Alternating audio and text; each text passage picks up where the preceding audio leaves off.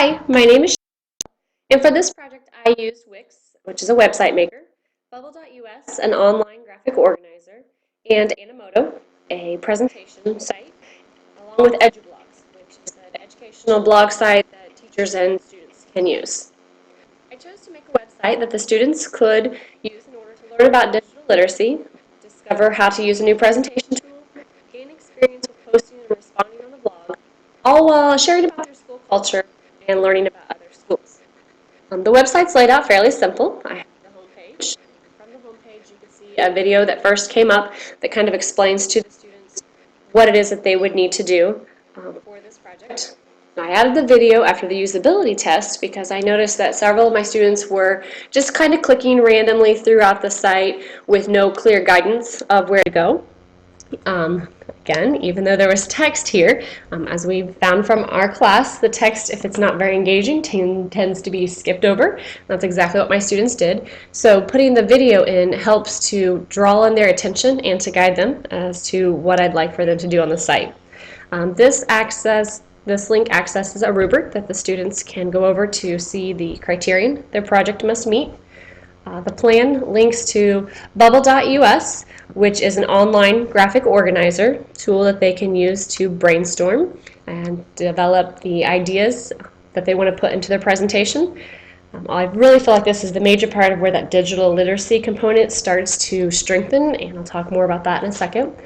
This links to the Animoto website where they will actually make their video. The second tab, I have the objectives and the standards laid out so that the students can clearly see what our goals are for this class. The how-to tab gives them videos that explain how to do each part of the activity. As I mentioned before, the online graphic organizer Bubble.us, this explains how to use that site. They will each get a bloggy camera where they can walk around the school to take pictures that they'd like to put in their movie. So this is a tutorial on how to use that camera. Signing up for the Animoto, and then how to actually use the program. And then finally, how to use the blog site to post their Animoto movie to the blog so that their peers can watch their movies, give them feedback. And then that's the connection component for us, where we can share our school culture with other schools across the country or across the world. I have a page with some example projects just so they can get a brief idea of some different projects that were done by students. And then finally a link to the blog where they can upload their Animoto movie. As I mentioned before, I feel like the digital literacy component starts to gain its strength in the plan phase.